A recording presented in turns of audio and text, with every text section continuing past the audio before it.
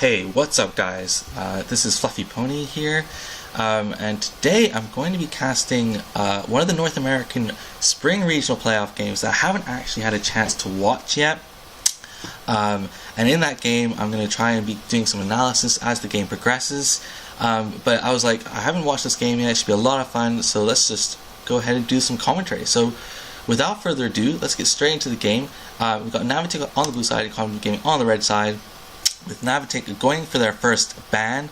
A lot of stakes. This is really late into the Spring Regionals, and the first ban right away is Zeratul, and it makes a lot of sense because Zeratul offers a lot of zoning with that Void Prison, and we've seen Rhaegar on the other side being banned out by Cognitive Gaming. Some really fast picks and bans so far. I mean, these teams, it's really late in the tournament, they probably know what kind of team comps they're really looking for at this stage in the game, and you know, banning away the Rhaegar, really strong tier 1 support. And I like the pickup by Li Ming by Naventic, because Li Ming is a really burst heavy champion with those resets. By not having the Rhaegar out, the resets are even more powerful, especially if a Karazim doesn't come into the game. If you go for a healer that has more sustained kind of heal, Li Ming kind of counters it really well. On the other side, we have Cognitive Gaming going for the Zagara and the Sonya. I mean, Zagara, just really standard pick. We haven't talked about the map yet. So Dragonshire is the map for our game 1. You know, a small-ish map and a lot of control is really powerful on this map. So Zagara, a really strong solo laner, and it makes, you know, it just makes a lot of sense. She's going to be bullying that lane, and it's really hard to bully her off that shrine. And Sonya, really strong. Even though she's classified as a warrior, she's basically a melee assassin. Let's be honest. Just going to offer a lot of damage and that tankiness potential. Now I'm taking a little bit more time. Now, thinking about how to counter maybe some of Cognitive's choices early on. Maybe they're caught a little bit unawares of those picks. Greymane coming out really strong melee and kind of just range damage. Getting that poke with those cocktails, really powerful stuff. And the Muradin, interesting. So we've seen, you know, not so much Muradin recently with the changes to his avatar. That nerf really affecting him hard, but he's still a really strong top tier support, and the NA team seems to really like Muradin compared to maybe some other regions in terms of tanks. But yeah, it makes a lot of sense. And you know, I was just gonna say, if they do pick up the Thrall, you know, the auto attack reduction and the stuns could really affect him. But Cognitive Gaming just don't want the Thrall on the other side of Naventic, banning it away, and Naventic banning out the Jaina. Interesting. The Jaina would have helped a lot against like a Sonya slow, or keeping her at bay, but not, you know, getting rid of it. So it means we still have Falstad still open, for example, really strong on this map, at, you know, pushing a lane and flying to one of the shrines, for example, or just great at disengage. And interestingly enough, we have no healers picked up yet on either side, going late into the draft. So it'll be interesting to see, you know, Tassadar is still open, for example. I, you know, would expect to see a Tassadar at some point. ETC being picked up, and there is that Tassadar. So those Mosh Pit Maw combos, really just, you know, typically powerful, really hard to deal with kind of, you know, potential engages by Cognitive. You know, you do wonder though how they're going to get onto the Li Ming so far. That's the one thing I would say for Cognitive so far, is if you know, ETC is going to have a hard time, you know, zoning out the Li Ming, and Zara, you know, even Sonya, it's going to be hard to get on the back line unless she goes for like some kind of crazy leap kind of play, which would be really unusual. But you know, we'll see. It could combo with the Mosh Pit and Maw as well. But Tassadar, really good pickup. You know, offers again great control this map, great wave clear as well. They've got great wave clear Cognitive Gaming, and on a map like Dragonshire, that's always really strong. So now you know, deciding how they're going to counter this. They need to pick obviously support in this. And if you're looking at the comps, yeah, I was just going to say, Uther makes a lot of sense, because you take it away from the ETC Mosh, for example, you can't disrupt his Mosh if Uther went on Cognitive Gaming, if they decide to go with it. But more importantly, you know, if there is a Mosh pit, you can cleanse someone out of it with the ult and also keep them alive. So, you know, it's just very typical, you know, Team League-esque kind of support coming out from Naventic, who, you know, are huge favorites. And oh my gosh, that is something I was not expecting. A Butcher pick, wow, in pro play. Wow, I can't believe I haven't heard this. I haven't watched this game yet, guys, so I have no idea this was coming out. That Butcher pick, wow. to run double melee assassins with Greymane and Butcher and have a Li Ming on top of it, interesting. A lot of damage, a lot of engage as well with the Muradin going in, and a lot of just kill potential on the side of Naventic. And I feel like if you're cognitive here, you just go for some disengage. Maybe go for like, a Falstad here. It seems perfect. If I'm cognitive gaming, you get the disengage, you got the continuous damage over time with Falstad, the AA that you kind of are missing in this comp because they've got the melee assassin in Sonya. You've got the sustain and pushing power of Zagara. You kind of need that maybe a little bit of continuous damage, or maybe they're thinking of another mage. I don't know. I would definitely go Falstad. Instead, though, they don't want this solo task. They're going for the Brightwing, and if I'm looking at cognitive gaming, I just don't know. I just don't know if Brightwing is going to cut it against all that damage coming up from Naventic. I mean, and Brightwing as well, one of her main strengths is on big maps, that soaking. You can't really do that so much in Jargonshire. If it was me and this was, your typical Hero League draft or something like that, or even a Team League draft, I would favor Naventic slightly. But we'll see how cognitive gaming can do. If you're looking at the comp in a little bit more detail, they have the double support in Tassadar and Brightwing, so that can try and keep people alive. So, maybe if they can deny the Li Ming resets, and they can deny that insta-kill from Naventic, they can sway the fight in their direction. But it's going to be tough. It's a really interesting draft by both sides. You can definitely tell some mind games were there. I'm sure they've played each other, countless times. They know each other's play styles, and this always comes into it. And this is a moment, is really understated. Is just watching the players before the game. I love this moment. People are like, "Oh, let's just get into the game." Just watching players, how comfortable they are before the game. It just tells you a lot about their personalities. But we didn't have much chance to have a look. But obviously, we have Fan and Li Ming on the side of Naventic. We got Fan, we got Kenma on Uther, we got Zuna, who I know a lot from League of Legends games as well. He used to play a lot of League. On the Butcher, very Zuna-esque champion. McIntyre on Greymane, and Arrow on Muradin. We got Ayakon on Brightwing, Kathonlek on Tassadar, Glowrune on Sonya, Faye on Zagara, and Caterpillar on ETC for Cognitive. And there you go, some nice pictures to get us started. Everyone looking focused, ready for this big game. Interesting. So if we look at the starting talents, wow, so the Sonya going for the Fury, the Injected Fury, that's an interesting choice. We'll see how that plays out. Butcher going for block as well. Okay, so not a lot of auto attack, I would say, but going for the block. Power Hunger Li Ming makes a lot of sense on this map. A lot of globes, so you're gonna get that extra damage. Everyone else looks pretty standard. Brightwing still hasn't chosen her level 1. Maybe because she's not entirely sure just yet, or she doesn't want to show her level 1 talent before this fight. We'll see. Both sides just feeling each other out in the mid lane. Look at that Li Ming poke damage on the siege already. Look at that, almost getting the tower down to half health even before the fight's even broken out. But here we go. Both sides not really want to giving up lane pressure right away. Zagara is going to be under to the top lane though. Nothing too much to report. Just both sides kind of pushing the lane. But that tower almost being taken out. Blizzard really needs to do something. There are talks of getting that siege damage reduced, which is really important. I think it's slightly OP at the moment for Li Ming pushes, considering she's just an assassin. But both sides really trying to control mid. This is what you need to do in Jargonshire, especially early before the shrines come out. Get that push into mid lane, because then you can go to the one on the sides and push. But ETC gets stunned, goes with the pushback, and then no one's going to go down. Cattle, I like his name. He's played a lot of ETC in the past, knows the champion really well, goes with his name really well.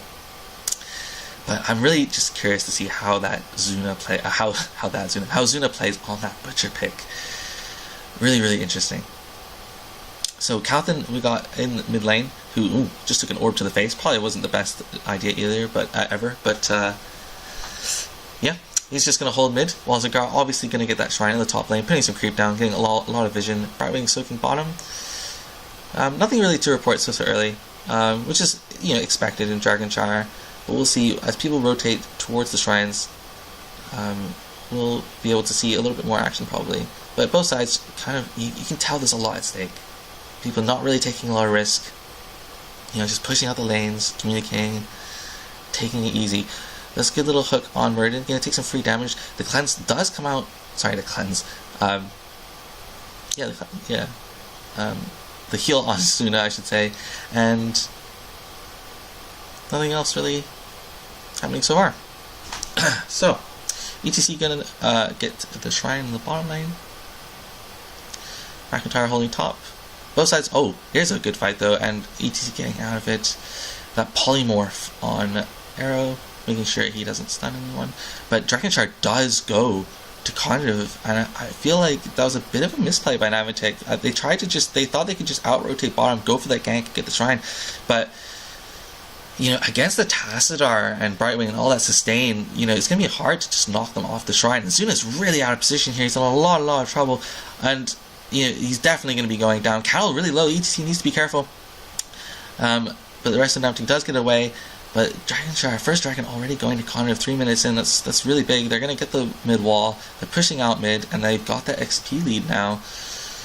And if we look at the level 4 talents, nothing really catches my eye right away. Just typical, you know, auto attack damage build on Sonya. Maybe the Oracle on Tassadar, but that's more and more common nowadays to go for that extra vision. Nothing, you know, I'd say overly surprising. Again, Brightwing taking a lot of time deciding on that level 4 talent. I like how she's really, you know, taking her time, knowing, you know, trying to know what to pick up to balance the team. Uther going for the shield at level 4 as well. But the ETC slide going on McIntyre. McIntyre is completely kind of just caught in position there. He is going to barely live though. That Hydralisk not able to get the final shot off. Meanwhile, bottom lane, Brightwing, poor Brightwing, trying to do the best she can. Calls Tassadar over to try and knock Naventic away from their wall, but they are going to lose both towers.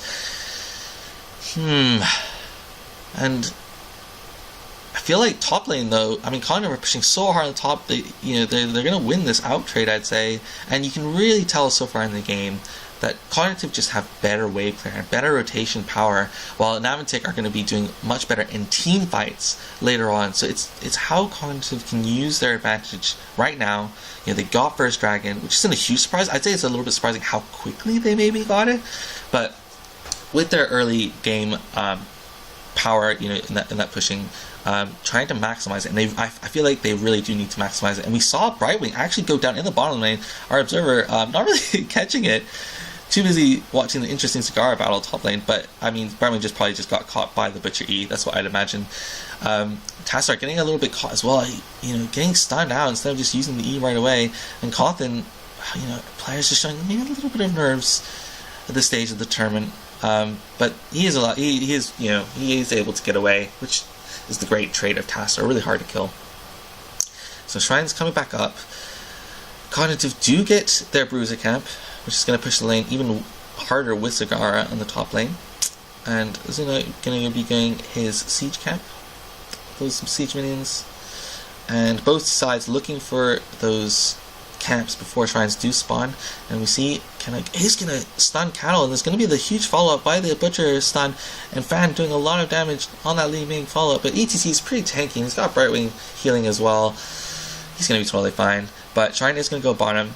Greymane having a hard time dealing with those Bruiser camps in the top lane. Cigar is going to rotate mid, so Murder needs to be a little bit careful and probably needs to back away.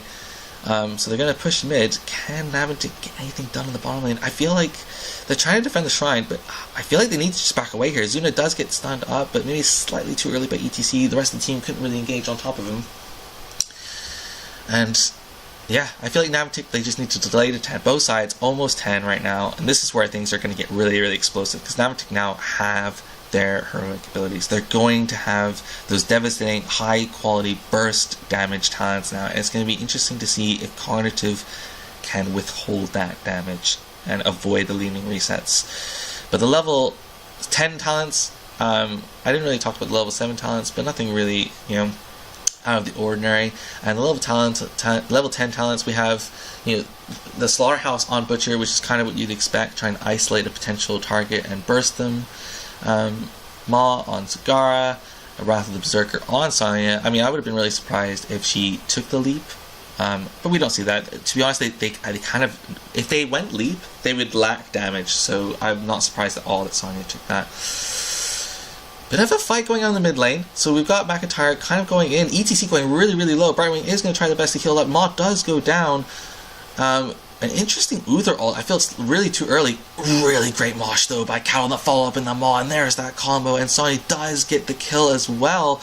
And suddenly Naventic, a bit of a scrappy fight. I feel like, oh, a great wall there by Tassadar as well, and they're going to pick off that Uther. I feel like Uther, that maybe that Divine Shield just slightly mistimed, and I feel like that's the real power that you get with Uther. It's all going to come down to your Divine Shield. Especially Naventic, they're so squishy in their champions. They offer so much damage, but they're so squishy. It all needs to be well timed for their comp to really, really work. And Cognitive really showing some, great play at the moment. I mean, it's really early days. They get the second dragon though. They're gonna get damage on that fort.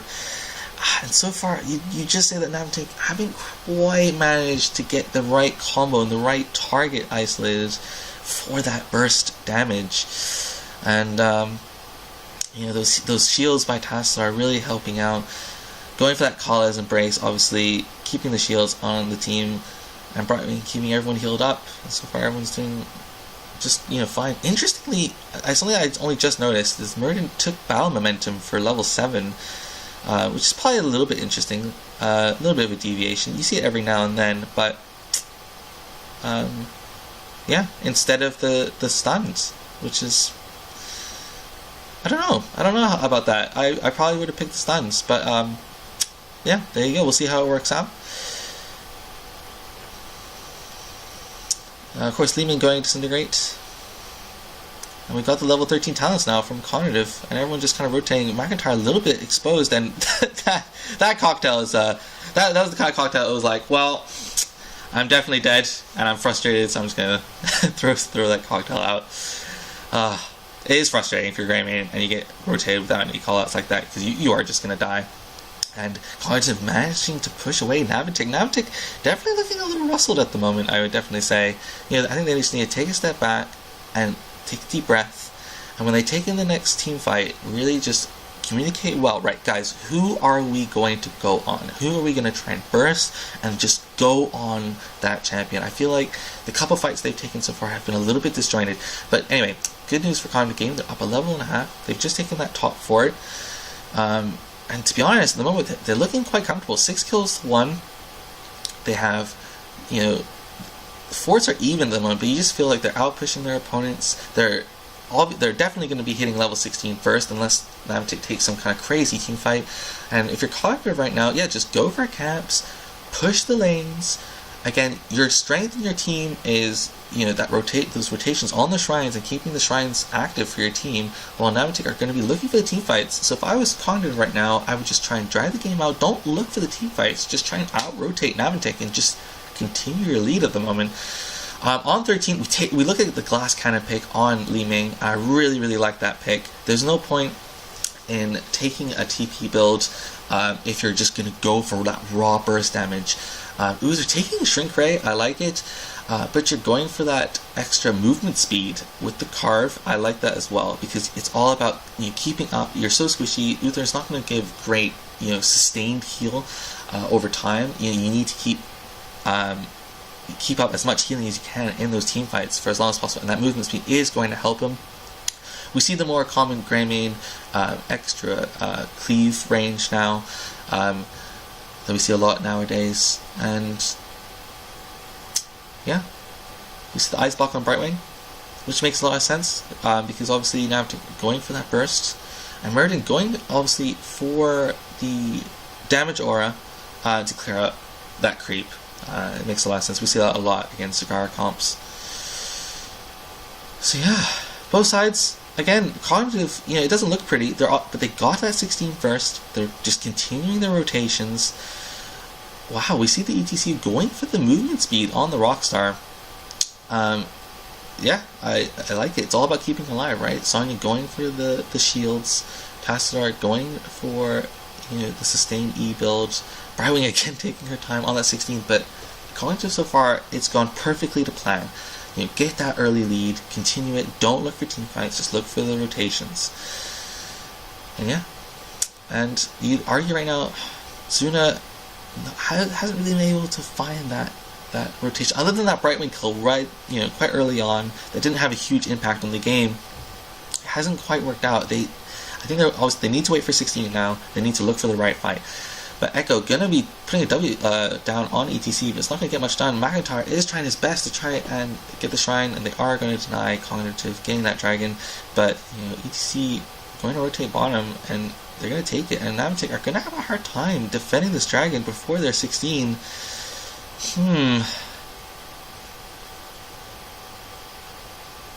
Leaving gonna deny that task start getting the dragon, but Zagara should be able. Okay, Disintegrate does come out. Cawthon taking a lot of damage actually. Echo, Uro thinking about maybe going in, but now he's a little bit out of position, taking a lot of free damage, and he's gonna go down. And that to me has summarized Naventic's performance all game. Just a bit indecisive, a little bit of nerves, and not communicating which target they really want to go on. It almost looked like Arrow was like, come on guys, I think I see an opportunity to go in here. The rest of the team said, no, we're not 16 yet, and Cognitive just getting further and further ahead, and Cawthon going to be getting that dragon, and they're going to get at least probably, they're going to get bottom fort with this, for sure. They might even be able to get a cube wall with it as well, especially if they're just about going to get 16, but they can't be looking for a fight at the moment, especially with Muradin dead. They definitely can't be doing anything, and even trying to just poke from here is a little bit risky. If I was ETC, I'd be definitely looking to try and look for a potential pick there while Muradin was dead, but I guess it makes, they just want to play it safe, and now he goes in on that Greymane, a little bit exposed. Cleanse does go out. McIntyre is going to get healed up by Uther, and nice little dragon kick on Uther. It's always super annoying. But yeah, they're going to get this keep wall. There's nothing Naventic can do now with Greymane taking half health damage. I guess they're missing a mini wave, so, but they're definitely going to lose this wall. Brightwing soaking top lane, and that's, to be fair, she's done a really good job. Oh, but there we go. That's the first time that we really see Azuna isolating Brightwing again this late in the game. Iceblock does go out, but there's no way Brightwing is going to be surviving that, especially with no minions to TP to blink to. So she does go down, and suddenly Cognitive know that they have to back away, and Naventic going to be looking for any kind of engage they can with Brightwing down. They're probably going to be going for those siege minions in the bottom lane to try and steal. They're probably going to be looking maybe for some bruiser camps as well, maybe bottom lane if they get a chance to. But both sides going for the siege minion. I'm surprised Naventic didn't invade Cognitive's camp there with Brightwing down. I guess they're down in levels. They're almost down 2 levels. I feel like they could have gone for that, but decided not to. Decided to get their own camp. Zuna going to be doing his bruiser camp on the top. So you could argue that Brightwing, she's back up in 10 seconds. Nothing really coming out of it for Naventic other than, an isolated kill is nice, but what you're really looking for is the objective follow-up that you get behind it, trying to snowball your advantage while it's 4v5. And they weren't able to. Well, at least not so far. Cawthon, he is Tassadar. He needs to be a little bit careful, though. He decides not to E. Now his passive goes out, and he is able to get away. Storms do go down, but we don't really see. I'd be surprised if they really go ham on this. And just as I said that, ETC does power slide in, and this means Zuna does decide to go in on that Butcher. Slaughterhouse does go out, Maw does come out. Muradin goes super low, gets the Divine Shield, no Divine Shield, or Avatar does come out, but again, it's just a little bit sloppy. Muradin taking a lot of damage, both sides kind of low. I don't know if there's going to be a follow-up from this. Cognitive are almost 20. If I was Cognitive, just back away, wait till 20. Zuna posturing again, but Zuna needs to be really careful. Butcher doesn't have a huge health pool. ETC taking some damage. Those Greymane pokes now at level 16 with those cocktails going to be doing a lot of damage. Mirrorball taking on the main. They have a lot of poke on the side of Naventic as well before they can go in the fight. But let's send our love towards Cognitive. Give them confidence. Well, they've shown tons of confidence in this game. They've executed their team comp perfectly. In the draft, I was worried about their damage output, but you gotta remember this is Dragonshire. It's not one of those maps where you have to take team fights all the time. If you can out-rotate and out-push your lanes, that's what Heroes is so much involved. When we get the Divine Shield on Butcher getting exposed on that wall, puts down the Slaughterhouse, Lamps of the Slaughter, but he is the one that's going to be slaughtered. And level 20 from Cognitive, I just don't know how Naventic are going to deny this dragon now. And a level 20 dragon is huge. It's probably going to mean a big push if Naventic can't deny this dragon. I just don't know how they're going to be able to stop it. There's no way. Tassar is going to get the dragon. Naventic backing away, and this should mean probably a keep if yeah, it's going to be in keep, at least the keep wall, but probably the keep. Deciding to go for that bottom keep. It makes a lot of sense. The wall's already pretty much destroyed. Just a little wall and the gate surviving. And there it does go down. Everyone groups. And if you're Naventic right now, you can't afford to lose anyone here. You know you're going to lose the keep. Don't risk it. Just back away. But are they going to go for the core? Oh wow, Sonya going really aggressively. This could be Naventic's chance right here. They are going to go core. They're doing a lot of damage. Shields are down, but you're trying to do as much damage. Interesting fight at the top. Mosh Pit does go out into Maw, and that Maw is just to buy time. And 50% already down on the core. This might be game. And yeah, this is definitely game. Game 1 gonna go to Cognitive. Just, you know, huge shout out to their performance in this game. Naventic definitely going as favorites, I'd say. But really showing the power of the team comps on certain maps. And you know, Cognitive, you can tell by the reaction, just really pumped after the game, you know, nods and a lot of smiles and you know, laughs about that, because they knew just how comprehensive that win was. Wow. What can you say? I mean, definitely not a game that went as I was expecting. I think that Butcher pick was interesting. I'm not sure it worked exactly how Naventic wanted. I feel like they went for too many assassins that were just too squishy, and if you're going to go for a huge assassin comp like that, you need to be able to communicate and burst someone down really, really effectively. And there wasn't a single team fight in any of those fights where they looked like they were able to do that. And you know, it'd be interesting to see in the next draft how Naventic does draft, because it clearly just didn't work on Dragonshire, and they, you know, and huge props to Cognitive for that. But yeah, that's game 1, guys. You know, congratulations to Cognitive Gaming. I really enjoyed it. It was a really fun game to cast. I've only recently got into casting, so if you have any comments about this this commentary, please, you know, please let me know in the comments, and I will take that on board to the next game. But yeah, thanks for watching.